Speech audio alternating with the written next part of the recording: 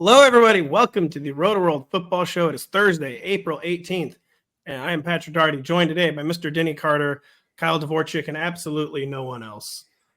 We have an extremely special guest, a former member of this show, Underdog Fantasies, Hayden Winks. He's doing such amazing work for the dog in terms of podcasting, content, analytics.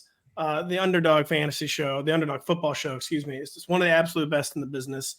You and Josh are doing amazing work, and the betrayal has finally worn off. I mean, the true betrayal was me dumping the fantasy baseball league into Kyle's lap, having to set his lineups. It's been good content for me to listen to the podcast and get the daily updates. I still couldn't name more than about 25 baseball players. Yeah, you'll never believe it, but I can't either. I'm killing this league. But Kyle's adopted a true spreadsheet approach. So yeah, he's taken off where you just frankly didn't, to be honest. No, your spreadsheet heart was not in. I tried Fangraphs for like 2 weeks and I gave up on it. By the end of the season, Kyle's going to know like every member of the Red Sox rotation, every member of the Detroit Tigers infield, every member of the Dodgers bullpen, and he'll be refusing to write football blurbs. So the joke will very much be on me. I watched my first baseball game of the year. I think it was earlier this week, and immediately watched one of my players bash his skull into another player and get pulled from the game. So it was a real great experience. I had a good time. Yikes! Better than Tommy John surgery. It sounds like, though. It's true. And now it's internal brace surgery to catch our football listeners up on what they do. So the next time like Daniel Jones gets injured in OTAs, and like, oh my, how did Daniel Jones just tear his UCL? He'll get internal brace surgery and not Tommy John. But yeah, we're seriously so excited to have Hayden here. We are still sad that you're gone. What has it been 2021? You've been going through. This isn't the first time you've been back, by the way. I don't want to deceive the listeners into like I forgot that we've had you on. So we have had you on. But I think I just had my 3 years with Underdogs. Yeah, it must have been 2021. I'm not a bit. I do miss blurbing. It's like such a useful exercise. Not sure if I want the hours back, but there are times when news happens. I'm like, I wish I was pressing that damn button. Yes. No, it's true. We talk about that a lot, where it's like it does keep you fresh. Like it keeps you up to date on all the little things. You know, the big things everybody's gonna read, but the little things, the little injury report things, not everybody knows that. Well, I always tell people too, it's not just the blurbs that you post. So we're all online most of the day, I'm assuming, but this blurbing, you have to like plug all the way into the mainframe and like actually read every tweet, like every beat writer tweet. And I think you internalize like so much information, you don't even realize you're internalizing right when you're blurbing. But before, this is also not a bit. Hayden, I just want to make it clear that you did not leave; you were fired. I was fired. The lawyers did get involved. Yeah, it was a mess. It was a real mess, but we're ready to move on. You know what is a real mess right now is the discourse around Brock Bowers. And Hayden, not to bring your podcast co-host into this, and our former co-worker and the former host of the show, but Josh Norris is getting what you call in the industry quote tweeted. Yes, people are very upset that he dared questioned Brock Bowers, and he didn't even really question him as a prospect. He just said, "Hey, it's kind of concerning he didn't test. Isn't that weird?" At all? And everyone was like, "No, it's not weird," and like got very, very mad at him. And I just want to know, where do you stand on Brock Bowers gate? The young man not testing, he's undersized. Is he a pure pass catcher? Denny and I have been dabbling in. So we've been going further than Josh. And so like, yeah, he's probably going to be a bust. And then like we've had people begging us not to advance. Patrick Crane is not a joke. He's actually been begging us not. He texted us early in the morning and he said, "It's not too late, guys. You got to get off the anti-Bowers thing." Really, really did. And I'm just wondering where you stick, because it's the classic, like the draft is approaching narrative where passions are high. People are like genuinely arguing online. I'm just wondering where you come down on Brock Bowers as a prospect. I know where you have him mocked. Maybe tell the people where you have him mocked, and just what your Brock Bowers spiel is right now. Well, he does have 17th percentile height, 12th percentile weight for the position. So he's somewhat of an outlier in that. Skipped out on the testing. Almost every single first and second round pick for the last 2 decades has tested, and most of them tested very well. So I think for NFL teams, if I was for the Jets, for example, debating between Brock Bowers or an offensive tackle who's paid way more money and just a better position in terms of value, I think it does matter. Does it matter for us in fantasy land? I don't think so. I mean, there's not many tight ends that get top 15, top 18 draft capital. If he falls past the Jets at 10, the landing spots I think are pretty good. I mean, what happens if he goes to the Bengals at 18? And there's numbers that suggest that he's a freak athlete. First of all, he had athletic testing back in like the high school days, being that good at Georgia, usually pretty good athlete in that program. And then he averaged 8.5 yards after the catch on his 175 collegiate receptions. The only tight ends last year above 5.6 were Kittle, Johnny Smith, and David Njoku. So, I mean, you can watch him take off out there. So, yeah, I think it matters if you're breaking ties and you have like guys like right next to each other for the NFL draft.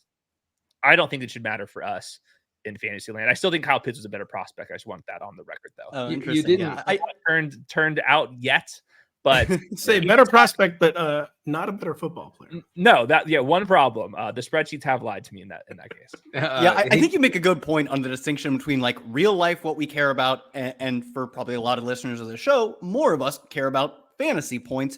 And in the end, like, do I think Brock Bowers is almost certainly like a high 8+ RAS caliber athlete? And you kind of have to be in that range to be both real life and fantasy successful. I think it's extremely likely. Like you said, hey, this guy who was 18 and nuked Alabama as the centerpiece of a passing attack for Georgia, I'm going to guess he's a good athlete. And like you said, he has high school testing. We also have GPS tracking that has him with multiple times over 20 miles an hour. I'm very confident he is like an 8.385+ RAS athlete, meets the high bar we require, both in real life of tight ends. But But Kyle, there's a genuine small- question then. Why did he not test? Like, was it? I don't did he think it claim made a injury? difference. I think it's probably like why Marvin Harrison didn't test. What do you gain, really? I don't think he was a realistic bet to go top 5 before the combine. There's not much of a point in going and testing if you're pretty locked into being picked somewhere between like 8 and 15 or something like that. So I think it's part of that. I think it's part of that he's not a 9.9 RAS. Like he's 6'4", 240, right? He's not a huge dude. And I don't think he's a 9.9 RAS. So it was probably a bit of risk mitigation and a bit of it doesn't matter an awful lot. But I do think if I'm an NFL GM, I'd feel a little more confident. I'm pretty confident he's a good athlete, but I could have felt 100% if he goes out and puts a 9 RAS on the table. I could have felt 100%. And now I feel like 90%. I'm pretty sure this guy's a great athlete. Before I Denny, don't know for sure though, and that matters, especially when, like Hayden said, if he's just good, he's not worth a top 10 pick compared to an offensive tackle who's going to be really cheap as a top 10 pick if he comes into the NFL and is a top 10 player at his position. If Brock Bowers is like the 8th best tight end, you're not getting a big salary discount by drafting him 12th overall. You're really just getting what you paid for, and the opportunity cost of going wide receiver or tackle or edge is really, really high. That's not as much fantasy concern, though, obviously. before Denny jumps in, I was just going to make a point that I just thought of that actually might not make any sense at all. Good. Kyle, you were trying to like, of course he's a good athlete. You know, if you have a great game against Alabama as a freshman, you're probably a good athlete. If you're on Georgia, you're like, they're all good athletes, even in the SEC. Like, I don't really know. It is all degrees, and it could be at the margins, and the margins do matter. No, yeah, I agree with that. That's why I'm not 100% he's like an 8+ RAS guy. I'm pretty sure. But like you said, these guys are all good athletes. A lot of guys who go out and put really good numbers on the field end up being Bucky Irving, who's great in college, and like a sub-3 RAS at another position where athleticism matters. I would have guessed much higher for Bucky Irving had you told me just guess the dude's RAS, and I would have been wrong. I don't think I'll be wrong. I would have been hypothetically wrong about Bowers, but it's on the table that he's just a good and not great athlete. It's totally possible. Polite Denny, who refuses to scream and shout, hasn't gotten a word in on Brock Bowers. No, Do you have any thoughts you need to share with us on Brock Bowers here, Denny? Yeah, my voice doesn't go that loud. I will say that Hayden did not mention the cool backflip that Brock Bowers did during a recent workout. Okay, yeah. So we have to factor that. That actually was thrown in my face several times the other day online. I said, "Hey man, that's cool. That I can't." They said, "Can you do this?" I said, "No, I can't. I can't do that. I can't do a backflip." So there's that, and also RAS. The thing Kyle's referring to for folks who are not sickos about the NFL draft is relative athletic score. It's an important thing. It is cool to look up if you're into the draft. Look that up for each player. We have dabbled, aka gone headfirst into anti-Bauer trutherism here on this show. Me and Pat, not Kyle. Not Kyle. And I'm looking more strongly into it after my interns did some research this morning. that really drove home what Hayden was talking about, which is the production profile for Brock Bowers, which is insane. Okay. And as the guy who was yelling last year at this time about Puka Nacua because of his production profile and nothing else. Okay. Like he doesn't test well. He wasn't particularly big or fast. Okay. But I didn't care. So if I'm going to be consistent, I think I need to also bring this to the Bowers analysis. So you mentioned this in a recent video that you did with Josh Norris on the Underdog Fantasy Show or Football Show. Yeah, we keep saying fantasy. They don't want us to say the fantasy part. The Underdog I don't even know what it's called, to be honest. So in yards per route run, which I put a lot of weight on that. Obviously, I think Hayden, you would as well. Yards per route run, Bowers in 2021 first among tight ends, in 2022 fifth. In 2023, first. Okay, his 3.66 yards per route run against zone last year led all tight ends by a huge margin. And then Hayden also talked about yards after catch. Yards after reception per catch. 2023 first, 2022 first, 2021 second for Bowers. This protection profile is out of control. So yeah, I mean he's too small, obviously. Okay, he's too small. He's probably he's an auto. He's gonna bust. He's probably not super fast. Okay, who cares? He's bald. But other than that, he's a dog. Kind of care. I mean, it doesn't matter. Well, so Hayden, I was kind of advancing on Tuesday the argument that, listen, Brock Bowers could still be a really good, maybe even a special NFL player. But on the undersized front, we know how great of an athlete he really is. He might need to end up with like the right coaching staff, quote unquote. Pat Kerrane pushed back on that via text, saying that actually he's kind of has a coaching proof game, and it can kind of be like Dalton Kincaid, where he can catch layups, he can do damage after the catch, which we just talked about. Do you agree with that? Mm-hmm. And do you think, see the kind of pick? So you have him mocked to the New York Jets at number 10. Our Connor Rogers has a mock to the Giants at number 6. I'd be very concerned about that. Do you think? Is it a concern for Brock Bowers if he goes to like an unstable organization like the New York Jets, a shaky coaching staff like the New York Jets, or is it actually not a concern and he's got the kind of like easy button game that not even the Jets can mess up? Nathaniel Hackett would keep me up at night if he went to the Jets, especially because they're already scheming touches to Brees. What's nice about Brock, though, is unlike Kyle Pitts, who has to catch the ball near the sideline 25 yards downfield, Brock Bowers gets all the Mickey Mouse receptions, which is nice. And I don't blame him for just throwing the ball to the flats. They'll give him end arounds, they'll give him screens. So his like production is very stable. It's kind of PPR scammy, which is fantastic. And I think that he is mostly quarterback proof because of that. Obviously, going to a better team would be nice there. But like, let's say he went to the Broncos. He's competing with nobody. Let's say it's like Bo Nix and Brock Bowers. Like, I think like even that would be totally fine just because I think he's going to catch a bunch of passes there. And just, Denny, you mentioned it. I have a metric that adjusts for your age and how good your team is because like target competition matters. And Brock Bowers had the best production score when you're adjusting for those two things of any tight end since at least 2005. So we're talking about a absolute superstar level guy. I think worst case, he's Dalton Kincaid. And I think that's totally fine. I would draft him probably around like 15th, 16th overall if I was a GM. But I think for fantasy purposes, like it really is not going to matter. I think that he should be a top 10 fantasy tight end this year. Listen, based on what I've said about Brock Bowers over the past couple of weeks, I do not like to hear Hayden say that he could be Dalton Kincaid if Kincaid were good. This is not something I want to hear, honestly. Well, didn't you remember last year, your big thing was imagine if Dalton Kincaid were good. And we might actually get that. We might get that this year. The whole pre-draft process, I remember you talking about Dalton Kincaid, and he had one good game ever. We looked for the second. We couldn't find the second good game. So Denny was that was USC, right? Was it USC that he did wreck USC? 18 receptions or something. It happens. Tulane get us. Latu got us at edge rusher. It's a disaster over there. Yeah, Tulane one was pretty embarrassing. You know? Yeah. Some teams lose to Mizzou, respectfully, with all of our backups. Other teams lose to Tulane. 50 years, people are going to be going on the 2023 Ohio State football season Wikipedia. All they're going to see is the L to Mizzou. That's all. I will say about that. I will also look back at us having every great receiver in the NFL for a decade and winning nothing, in terms of natties, which is all I care about. Somehow they're spending more on assistant coaches now than any school in the country. I'm sure it'll be absolutely fine. I'm trying to remember if I had any final Brock Bowers' thoughts. But yeah, we found the good version of Dalton Kincaid, Denny. We can all rest easy at night.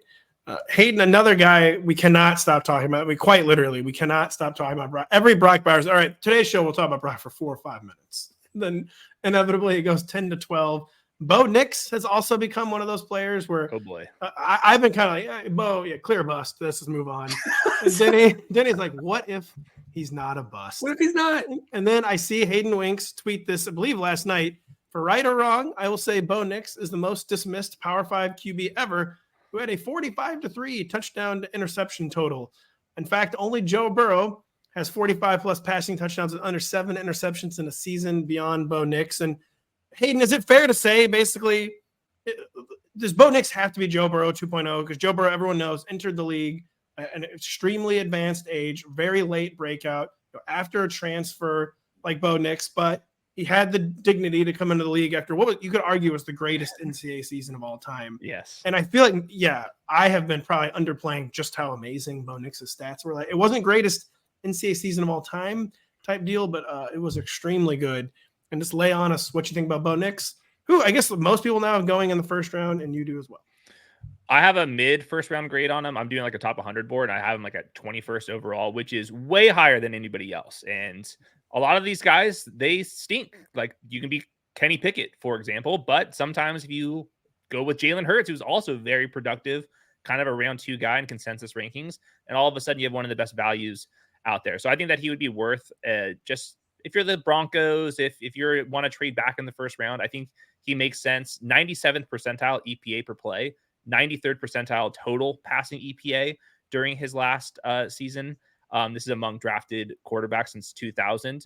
The best as an elderly player in a not a real conference, but yeah, definitely not a real conference. That's actually a total fact nowadays. Now never real. Yeah, literally nuts. Yeah, never had to play a game. Never had to play a game before 7 o'clock East Coast time. Yes. Every game started at midnight somehow. Yeah, sorry to interrupt your train of thought. But he also had the best sack avoidance EPA ever. Now, the big caveats here, and I think this is the thing that distracts everybody, is he threw a lot of RPOs, he threw a lot of screens. 32% of his passes were behind the line of scrimmage. That's not fun. But if you remove his RPOs and his screens, and we're getting into the real stuff here, number 1 in PFF passing grade, number 1 in turnover worthy play rate, 2nd in EPA, 2nd in success rate on like the big throws. So yeah, he's not going to like absolutely spray the ball all over the field, but a lot of the best quarterbacks in the NFL don't throw the ball downfield. Like Joe Burrow and Patrick Mahomes, they're A dots every year now, or like in the 6s and 7s. Denny's obviously never going to hear that.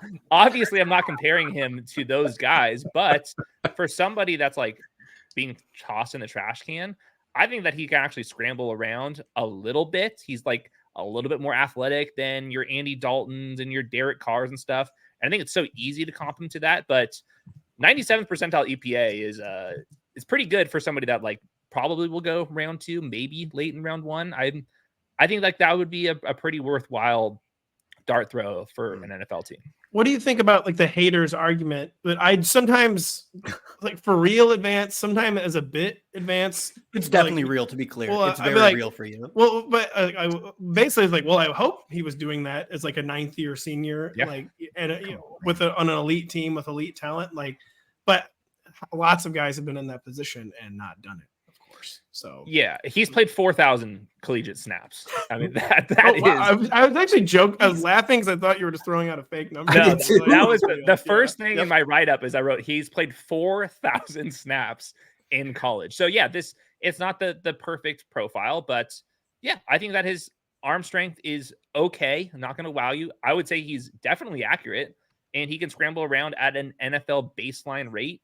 He probably doesn't have the traits to be a top 8 quarterback, but if he can do Brock Purdy things, like hell yeah, he can do Brock Purdy things. So It kind of just depends on the landing spot here. But yeah, if my team drafted him in the 2nd round and he's going to compete with some mid veteran, I think like that is like totally fine for him. I'm not sure how much fantasy relevance he's going to have. It's really going to depend on the offense that he's in. But yeah, I watched all of his sacks. He took 3 real sacks last year. Like it's part of the scheme, but it's like he really never has a negative play ever. And that's what teams are looking for in the modern NFL. Look, we're pretending the Brock Purdy thing is relevant guys, because we wanted to dismiss Purdy, and now he's an elite NFL quarterback. Okay, I mean, per the analytics, I can't. So the computer said Jimmy Garoppolo was good too. The computer says that Brock Purdy is elite, like unquestionably. Okay, and the computer, I think, will also at some point tell us that Bo Nix is good. Good. Depending on where it ends up, the second Jimmy Garoppolo improved his work-life balance, like I'm going to get off my phone. Oh, you can't wait. The 49ers. Wait, and then he basically was like a walking retirement. The second I reject that comp because Jimmy Garoppolo clearly doesn't care about football. Bo Nix is a lifer, is a grinder. It's all he's a college lifer. His whole life, he's dedicated to it. When he enters the NFL, if the coach says, "I want you to stand on your head and throw the ball," he's going to do exactly that. He's going to do exactly what a coach says, and that's all a coach wants. A coach does not want a quarterback that will do his own thing, that will create on his own. A coach just wants the quarterback to do what the coach wants to do. That's what Bo Nix can do.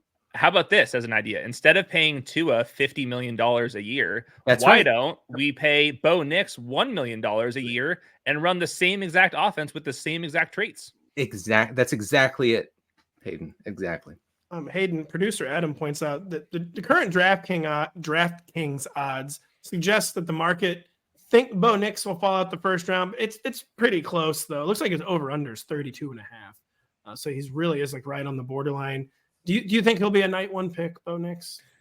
I think most likely not. I will say, compared to like most quarterbacks that get drafted late round 1 or in round 2, his numbers are like so significantly better than those types. Usually it's like the Will Levis types, not the super productive player. And we see like Kenny Pickett go round 1. But I think there's only so many quarterback spots that are open. And if one team likes Penix over Nix, I think that's going to make it pretty hard. So I think like, if I was trying to handicap him, I think Penix and Bo Nix individually have less than 50% chances of going round 1, but probably combined, they have a better than 50% chance. But I can see this thing going either way. I think most likely he's like a Giant or something like that, 37th overall or whatever it is. Yeah, I don't know if there's like much value to be had on his 32.5, but I did this morning take a little bit of Nix to go before Penix at plus 175. I think he's purely just a better prospect, and I can see any team in the NFL like being completely split between the two. I really think they should be 50-50 for one to go first over the other. So it's kind of crazy that the market is pretty dang confident that Penix will go before Nix. I would say I would probably rather bet on Nix than Penix. The Penix knee history is just kind of. Also, I don't think he's a fit for every offense. Like he's just out there slinging the ball downfield. Like I'm not sure. I think Nix can kind of slide into every single offense except for Bruce Arians. This might be an unanswerable question to close the book on the Bo Nix debate, but do you think he has a higher floor prospect than either Jaden Daniels or Drake May? We know he's not a higher ceiling prospect. Oh boy.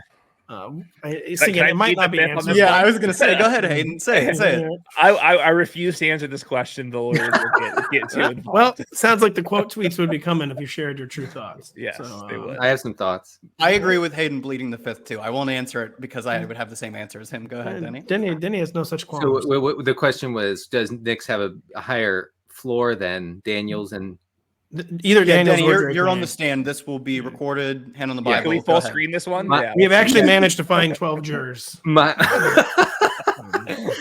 answer, yes. Yes, he has a higher floor than both of those guys. Well, he said it. He went on the record. He said. I mean, I don't see it as that all that controversial. Especially Daniels. I think he clearly has a higher floor. Even Freudian slip. Denny's true thoughts come out. He even has a higher ceiling than Jaden Daniels. No.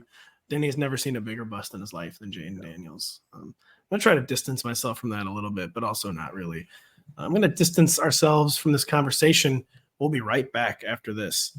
The countdown is on. Wednesday was the 100-day mark to the Summer Olympics in Paris. Tune in this summer on NBC and Peacock to see the greatest athletes in the world go for gold in the City of Light. Hayden, you seem like the kind of guy who might like take a trip to Paris and just go to the Olympics. Are you going to the Olympics by any chance? I've been to Paris. I'm going to wait for the Olympics to come to my home. That's true. They are going to your literal town in 4 years. Also on NBC. Yes. I'll tune in. Forever. 2028, LA, NBC, and Peacock. Be there too, but first, be there for the Paris games.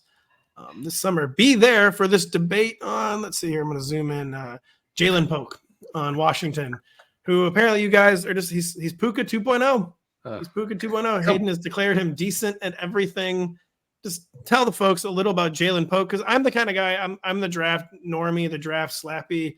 I'm like, which one's Ja'Lynn Polk again? Yeah. And tell us how he's even getting in the conversations maybe this year's Puka Nacua. I don't see that. He's not nearly big enough to do the Puka things. Like Puka's just so tough and big. Like, and I don't think that Ja'Lynn Polk does that. I had that one. What did exactly did I say? Decent at everything. Decent That's at like everything. a compliment, but also like when you're struggling to say what is this guy really good at, you just say, yeah, he's pretty good at everything, which I do think is true. Like zone coverage, could win in the contested catch situation against man coverage, enough speed to separate, but nothing to wow you inside and outside. Played in like a very pro-ready type of offense there. Wasn't overly productive, 2.3 yards per out run, but also he was dealing with two awesome pass cutters next to him. So yeah, like my comps were like Josh Palmer, I think is like a classic Ja'Lynn Polk comp for him. Maybe if he's a little bit more downfield threat, I think like there's some Marvin Jones to him. But yeah, like he's my wide receiver 11. I think he's going to go in round 2. I'm okay with that. If he went round 1, which some people rank him as, I think that Schrager may have had him 32nd overall. That would be really rich to me. I think he's like the highest floor of the like round 2, round 3 wide receivers, but there was not a single trait that I can point to saying like, yeah, this is going to be somebody that's going to be like a top 30 fantasy wide receiver. The way you described him, it kind of sounds like he's going to come in and be a stabilizer in a receiver core. And so he's not in the first round in your mock draft. He is in the first round in Connor Rogers' mock draft at number 30 to the Ravens.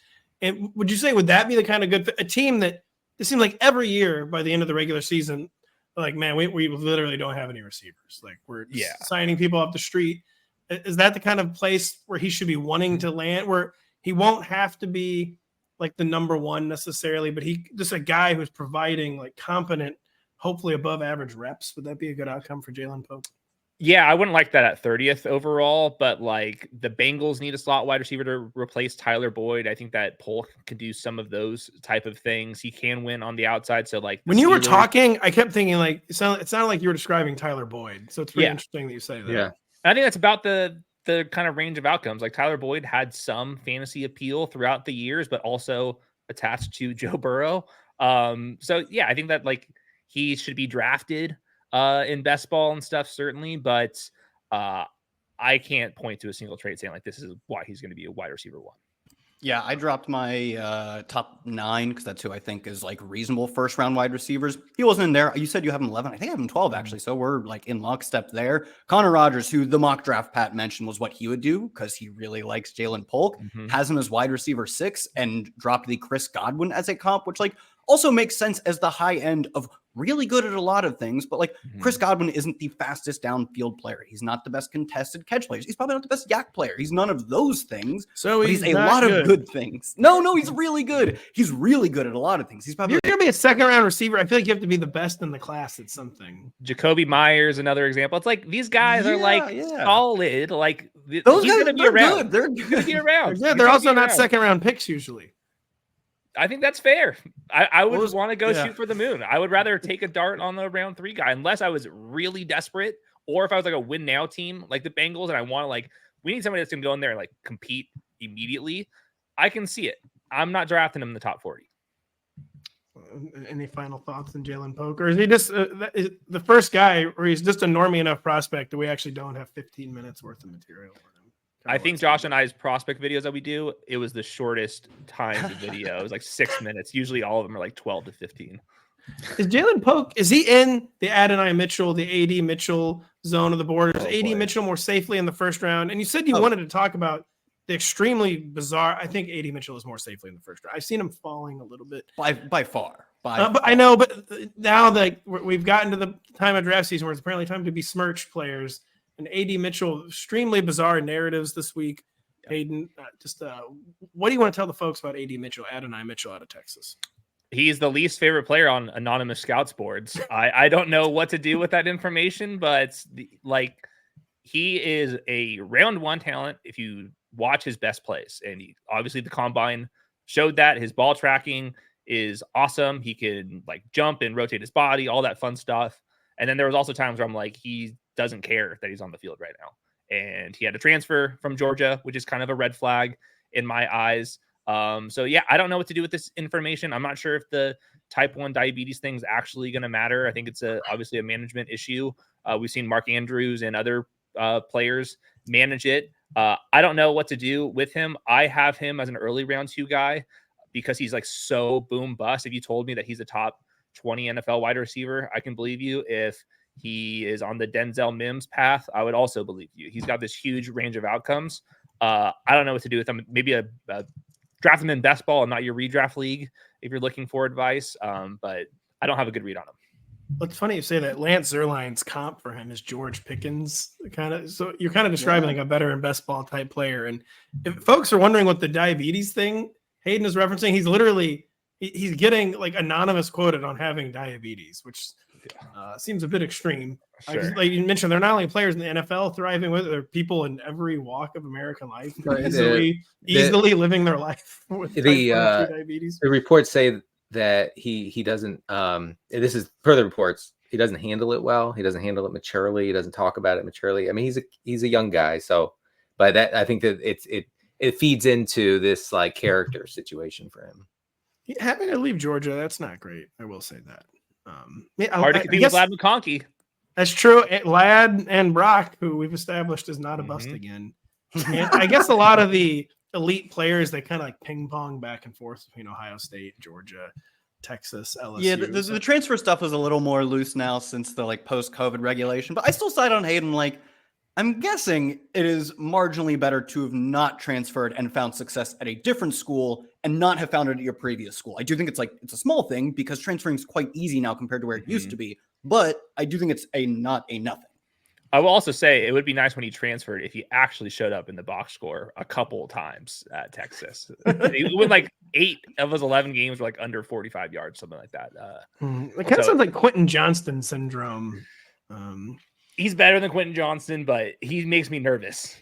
Will he go higher or lower than Quentin Johnston did last year? That's probably about right. He seems better than Quentin Johnston, but I guess I'm hearing more character stuff than I ever did with Quentin Johnston. Yeah, I think that's a good way to put it. Like, he's almost certainly, when he gives it his all, a better player than Quentin Johnston. Like, he's really a special player on the surprisingly sparse times he actually seemed to care. But like, there are legitimate like film cut-ups of him like not fighting for yards after contact, not blocking, clearly not running at full speed when he's not the first player in the read progression. Like, it's not hard to find them.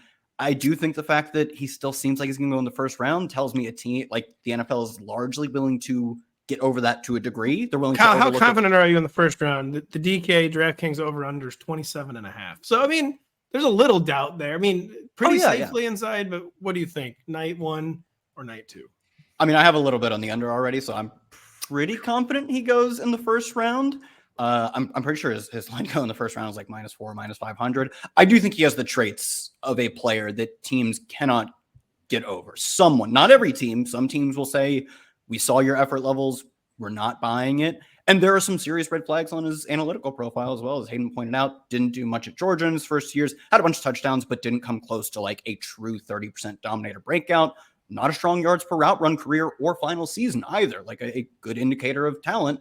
So yeah, there are some red flags. I still think he goes, I mean, that line's 27.5 because the Bills sit at 28. So you can group out a team that's pretty likely to go receiver. I don't think he makes it to them sitting at 28. Seems fair to me. I had a final thought on AD Mitchell that I'm not remembering. We might talk about a few more receivers if we have time. I do want to shift gears to running back right now, though. Sorry to rug pull you if you thought we were talking about more receivers right now. I don't care. We'll talk about whatever. Hayden, Audric Estime bombed the 40, and yet you still like him. Very curious. What can you tell us about? Is this young man? Is he going to outrun what he could not do at the combine? And I couldn't finish the analogy, but tell us about Audric Estime and this questionable 40 time and why he might still find success. Yeah, 4.7 140. What can go wrong here? I was thinking it's in the 4.6s, man. 4.7. Yeah, it's bad. It depends. I'll fight back a little bit here. Pro Day 4.61. Is that That one? That's actually, to me, no That might be joke. worse. That's a red flag. Yes, they I couldn't agree. find anyone at the pro day to time him at like 4 or 5. No. There were 4.58 times. Even the official Notre Dame account, which I'm sure has no bias into it, Right. said he got a Exactly. 4.58. You got to at least find like a friendly gun there. Sure. We found the friendly gun. Not everyone had it, but At the combine, some of the other metrics real quick, his 10-yard split was in the 45th percentile. So it's really a long speed thing, not the initial burst. And if you watched a running back before, most of the production is in the first couple yards there. 81st percentile in some of the jumps as well. So I think he has enough athleticism. There were some times where he's hurdling dudes and actually breaking away at Notre Dame, but really in a class that like lacks like a bunch of stud talent. I just kept going back to young, early declare, highly productive, and his success rate and all that stuff is really, really high. 54% success rate, second best in points earned per carry, which is like his own share of expected points added according to Sports Info Solutions. 221 pounds. And then obviously it's the pro style offense that Notre Dame kind of specializes in. On most of these running backs, like I've tweeted out a couple times, they have like not even a bit, like under 15 carries in their entire collegiate career from under center. Like everyone else is just this shotgun BS stuff. At least what did Audric Ja'Lynn Wright has have? I think he had 7. Yeah, exactly. And it was also in terms of stacked boxes. Ja'Lynn Wright literally faced like 8 of them or something. Josh was posting about this, which is why I noticed. think it was Not 4. 4 in against stacked boxes. He faced more 5 and under boxes than 7 boxes, 7+ boxes for Ja'Lynn Wright. So in a class of a lot of Mickey Mouse production, I just like the 20-year-old that caught every single one of his targets, could actually run downhill. And then there were some times where I actually thought, and I hate to make exceptions here, but I do think he actually plays faster than his time speed. He got like multiple 20-mile-an-hour GPS times too. Like, okay, I didn't even know that. He did. Yeah, he showed out on the field, and I'm praying. And yet he's slow. He's not fast. Admittedly, I don't think he's 4.71 slow. I'm with you, Hayden, and I'm praying a team takes him in the late third, because I think if a team tells us like, and the teams have like all the GPS data. I found that there's some Twitter accounts that tweet it out every now and then. You get a little glimpse into what the GPS data is. I mean, the Rams don't even go to the combine. Like they send none of their guys to the top brass to the combine. I think if a team says like with 3rd round draft capital, which I don't think is super likely, but let's say they did, they're telling us they think he's an NFL caliber athlete. And even in terms of just straight line speed. Now, if he falls to the 5th or 6th round, I'm saying like, maybe he isn't, that's what the draft capital says. So I'm going to be pretty sensitive to where he goes. I was going to ask Hayden that. Do you think Audric Estime goes off the board night 2, or is he still going to be there when round 4 gets underway Saturday? I would guess 4th round, but I think he's like probably equal odds to go round 3 than round 5. And I think round 4 is like totally fine draft capital. He's going to be probably not a bell cow back. I think he's going to go compete for power goal line opportunities. My comps for him: Chris Carson, David Montgomery, Damian Harris. That's kind of the spread I'm seeing with him. Those are like fairly productive players. Going to be worth a 3rd round pick, I would say. Yeah. Well, yeah. Chris Carson at one point was not overly fast, but was fast enough to truck you right into the ground. Right. And I see some of that with Audric Estime. Yeah, I'm okay overlooking like the almost total lack of pass game involvement. His career target share was below 9%, which obviously is a red flag. But hey, look, I'm an Audric Estime. I'm Audric Estime curious. Okay, so when Kyle tells me to watch the film, I'm good with it. I'll watch it and I'll say, yes, that guy's fast. Let's do this. Even Hayden was saying to watch the film that he plays faster than he timed. Didn't he? That's what Audric Estime. You were the first person to kind of put him on my radar because you were a fan before the combine. I mean, the combine happened. You're like, who? You kind of started like looking around. Rodrigo Olson, who's that? Like, I never heard, well, I was big time into the metrics because he popped across the board and then he runs this 8-second 40-yard dash and I was like, well, rest in peace. I mean, come on, it's over. But folks, we're back. We're back with us now. We are back. Were we ever in on Blake Corum, Hayden? Or it seems like you might be. You tweeted the other day, Blake is the only running back prospect to average over 1 yard per. Here, read this to me. 1 yard over expected on every single type of carry. Yes, it's all. Yes. Thank you. It's all nuts, but unfortunately, Blake Corum is good. I know he's also not fast, but There's nobody in this class, it's not even close to me, that has his vision and his ability just to make a quick decision and act on it. And for most of the times when you're watching a running back, it's not just how fast you are, it's also how fast of a decision you're making. Like they're inheriting so much information on which hole to actually go to. And I think that Blake Corum makes up for his lack of explosiveness because he's just so confident in his decision making. So I think that he's going to, like, it would not surprise me if he touches the ball 200, 250 times as a rookie. And then the upside case for Blake Corum would be, even though he had no like explosive plays last year, he was coming off a torn meniscus, which is bad, but maybe in the second year, he actually provides a little bit more explosiveness. Obviously, everyone loves him. And he will be a Charger, of course. Yeah, right. I was going to say, Hayden, is there any chance he's not a Charger? You have to just slot him in as a Charger. 325 carries. He's better than J.K. Dobbins. I will say that. But yeah, I think he's totally fine. Also, like 83rd percentile BMI. So even though he's short, he can, like, I think, handle the workload. And then the context around, like, everyone's going to say his broken tackle rate, which is not good. It's actually very bad. Yards after contact, also very bad. But he faced 8+ defenders in the box at the highest rate in the NFL. On those 109 attempts, which is a lot, Jalen Wright had 4. He only had a 3.5 yards per carry. And that's because Harbaugh only wants 3 yards. If you need 3 yards, Harbaugh only wants 3. He doesn't want 4 yards. He wants 3 yards. And Blake Corum was very good at that. So maybe in a different scheme where they want you to get a 4th and 5th yard on an occasion, I think that Blake Corum has a chance to do that. So he's my RB4, not the greatest class. I would draft him in the 3rd round. Say, even if it's not the Chargers, other teams will certainly be delighted, like you pointed out, Hayden, that he at least ran in a pro-style system and actually faced the kind of situations he will face in the pros.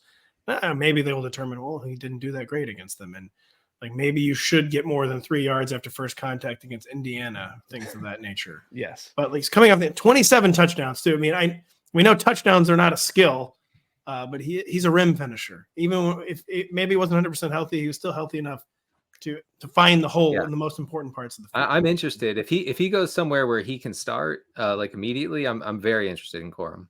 Well, let's say Blake Corum does go to the Chargers, and as we know, they have Gus Edwards. They maybe have J.K. Dobbins. We'll see if he's still on the roster by week 1. Would Blake Corum just be a top 24 running back right off the bat if he reunites with Jim Harbaugh, Hayden? I don't think I can do that because I'm not sure how many passes he's going to catch, but he would be right there, kind of in that mix. I think he might be. Like, I just don't think Gus Edwards is good enough to hold off Corum from, as you pointed out, like 250 touches. It'd be mostly carries, and not all of them be at the goal line. But as Pat's pointed out, I think they're going to win games. I grow a little more skeptical of that every day as they continue to just sign Ravens because they know Ravens and hire Ravens because they know them. I don't think that's the best way to run an organization. But I do have a lot of faith that Harbaugh is a technically sound, extremely good coach at getting wins on the board. That's going to lead to a lot of rush attempts. And I do think Corum, even if he doesn't come all the way back from the meniscus injury, which 2 years ago, he was actually really efficient in a lot of numbers and just wasn't that guy last year, he'd outcarry Gus Edwards quite easily on a team that's going to have a lot of carries. Yeah, NFL training staff, things of that name. Producer Adam mentioned, is there noise about maybe Blake Corum going to the Giants? That would probably be bad, wouldn't it? 3rd round, I'd be open to it, but yeah, it wouldn't be the best. I mean, he would smoke Devin Singletary is their running back right now. I think that's probably what Adam is looking for is open depth charts, and he did seem to find one. The Giants quite open there, but he's a guy I want him to be. I want him to be in the right situation with the kind of explosiveness, red flags that we just pointed out, and the Chargers would be staying on the Chargers. You have Malik Nabers mocked to the Chargers at number 5, which I feel like this is one of the most hotly debated things heading into draft. Like, what are the Chargers actually going to do? What gives you confidence Jim Harbaugh will resist the urge to draft an offensive tackle? Well, they have more than one pick in the draft is kind of my stance here. Is you can draft offensive linemen and obsess over them on day 2. And there's a lot of Michigan linemen, especially guards, that we love our guards. The Chargers can draft on day 2 or day 3 even. So Yeah, I think Malik Nabers and Marvin Harrison, and then for some people, Rome Odunze, are just too damn good, like compared to, and you can see this in consensus rankings and expected draft capital and any number ever. But I just think that at the end of the day, just draft a right tackle or a guard later in the draft and just draft one of these, like, to me, like borderline generational wide receiver guys. And then if it's Marvin Harrison, I think that's very easy. If it's quarterback, just go Marvin Harrison, figure the rest out later. And then if it's Joe Alt, who you have to move to right tackle, or Malik Nabers, who's a slot wide receiver, they already in theory have, don't laugh at me here, Quentin Johnson on the perimeter and Josh Palmer on the perimeter. Malik Nabers would fit right in there. And it doesn't hurt that Justin Herbert's best friend is Gabe Nabers, who was on the Chargers. They were actually roommates, not even just teammates. They were roommates, and that's Malik Nabers' nephew. So there's a little bit of dot connecting here with Malik Nabers. Oh, all right. I like that. That's analytics right there. Mm-hmm. Analytics. You reminded me of an analytic point I keep making is that I feel like we might be underrating Quentin Johnson. I almost guarantee.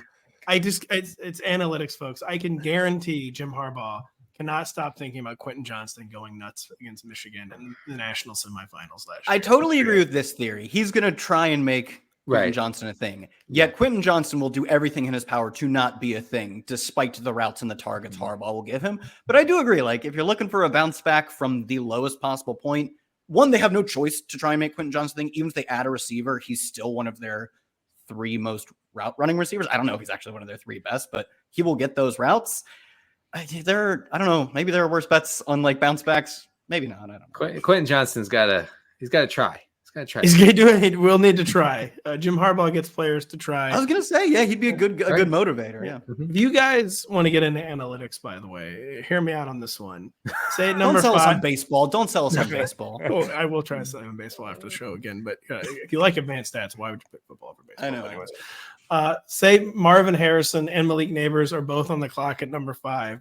Could Harbaugh, could he actually take the Buckeye? Let's be real. Let's be real. Would he take Nabers over Marvin Harrison, even if both were still there on the clock? I believe Marv torched the mess out of Michigan and both times he played him, like over 100 yards, scored both times, I think. He did, but listen, there's one thing about torching them if you're a horned frog. If you're a Buckeye and you're torching them, I don't know, Pat. I think I'm going with your logic that Harbaugh wants guys or coaches want guys that kill their teams, even if it's the enemy, it's a friend's close enemy's closer thing. That's right. I guess that might be true. The Cardinals can never stop signing Cubs. The Red Sox can never stop signing Yankees. Yeah. By the way, this has been the analytics section of the show. This has been the analytics hour with Hayden Winks of Underdog. It's a really good point. We have one more topic for Hayden before we get him out of here. We told him this segment would be 15 minutes. No, he agreed. I'm billing you guys. Yeah, you should be. Bill the lawyers, bill us, double bill. He very graciously agreed to stay the whole show. Rome Odunze, you've got him on the New York Giants, and oh boy, we love Rome Odunze. But am I correct? Even are the Giants like a trouble landing spot for gifted prospects, or am I not giving Brian Dable enough benefit of the doubt after what was a really good 2022, the worst possible 2023? But it was better when Daniel Jones didn't play. There was still nothing really to make you question Brian Dable's offensive acumen. How would we feel about Rome Odunze ending up on a troubled team like the New York Giants? I think it depends on your evaluation of Darius Slayton, Rotopat, who's for some reason your favorite player. The Chiefs got to trade for him. The Chiefs got to trade for him. Yeah, I heard that one too. I think it's not the best landing spot, but I think that it'd be a better landing spot than the Bears for this year. Long term, it would be worse, but for this year, he would go in there and probably see 125 targets immediately because the Giants defense is still it's an uphill battle over there. And at least their backup quarterback is Drew Lock, not Tommy DeVito, who wants to huck it up downfield. And Rome Odunze does exactly that. So it's like a perfect scheme fit. Technically, they have Wan'Dale Robinson, PPR scamming in the slot. Jalen Hyatt, low volume, deep threat from the Z spot. They need an X receiver, and I think Rome Odunze fits that better than Malik Nabers. I think Malik Nabers is a better prospect, but did a lot of his damage in the slot, and they just need like a physical number 1 wide receiver, and that's exactly what Rome Odunze did. So it's like, I would say it's a decent landing spot because the targets are going to be there. I just realized we would be remiss if we let you get out of here without asking about you. I've seen, I'm assuming, presumably every single snap of Caleb Williams' career. You are a USC alum, a long-suffering USC fan. Is Caleb, is he the chosen one? Is he the best quarterback prospect since Trevor Lawrence, or maybe since Andrew Luck? I do believe in the Caleb Williams hype after seeing every college play he's ever played. Yeah, he's going to win an MVP, win a Super Bowl, be a top 5 quarterback for the next decade and a half. He's, I don't know. Like, I try not to be biased with this, but he's like, I mean, there's not even bias here. At Oklahoma, I thought he was this good. So, and yeah, it's mostly because the Bears are moving into a dome, by the way. Oh, stop. First off, that deal is not finalized. Let's be right, frank. well, hopefully it will be. So they, I mean, Caleb Williams can be an all-time great if they get to a dome. If not, he's in trouble. You might not know this off the top of your head, Hayden. Like in any of your models, any of your spreadsheets, I'm just sounding like a total idiot. Was Caleb a better prospect than Trevor Lawrence? Yes. Or so even not just on vibes and feel, but also like the metrics, he's a better prospect than Trevor Lawrence. The weird thing about Trevor Lawrence is he was never like super elite in the box score. He just won and was supposed to be this guy and has like all the tools that you'd want. He's like not as good as like the Joe Burrow and like Kyler Murray, like one tier underneath that, but he has like all the physical tools that those two quarterbacks like just don't quite have, like based off the size and then obviously the scrambling ability. But if you watch all the highlights, that's cool for Caleb Williams. Like that's why he's going to be like the best prospect in a long time. But do not underestimate his ability just to go from 1 to 2 in the pocket with both feet planted and throw the ball over the middle, accurate downfield relentlessly, and take the check down on occasion. He will take the check down based off of the pre-snap look. So yeah, if he was bigger, that's like the only thing that I would be worried about. Hold the ball. He does a little Michael Vick in the pocket with one hand on the ball, a little loaf of bread action. Don't love that, but no. I think that's a pretty nice weakness to have. Just teach him 2 hands on it. That's pretty easy to say. And all of a sudden he's going to be a superstar. I think you just kind of alluded to what I would say is the only true red flag with Caleb Williams is I do think like when the pocket's collapsing or like, you know, the play's going a little, he's got kind of like, I can fix this syndrome. Yes. I can make this right. Like, he's usually right. Yeah, I was going to say, he definitely does have that. That's true. It definitely does. He loves to scramble, hunt for the big play. And it works a lot because he's really good at it. That's true. Yeah. He's very. By the way, USC actually gonna be good this year, Hayden. No, of course not. No.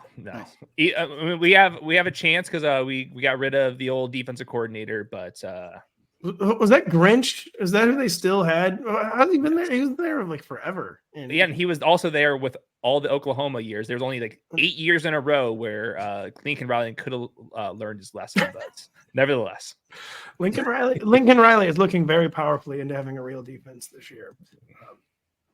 I'd like to see it. Is what we've heard. So I guess that brings us to the end of this show. Just such good stuff from Hayden. Yes, thanks, Hayden. You're just at Hayden Winks on Twitter. Yeah, you got to follow at Hayden Winks on Twitter X. You got to subscribe to the Underdog Football Show and listen to Hayden and Josh. You got to read Hayden's content, including especially this next week in the run-up to the draft. He has a mock draft out right now. Truly one of the best in the business. We're sorry you ever got away from NBC, but we still love you. Speaking of, I have a blurb shift next week. Can you grab? It's a really, really good. I want to sneak in one time. I just want to like DM you guys. This one's on. Listen. Friday night, we might need you during night too. So thank you so much to Hayden for joining us. So for Hayden, for Denny, for Kyle, I'm Pat. Thank you for listening, and we'll be back next week with Mr. Eric Froton in the run-up to the draft.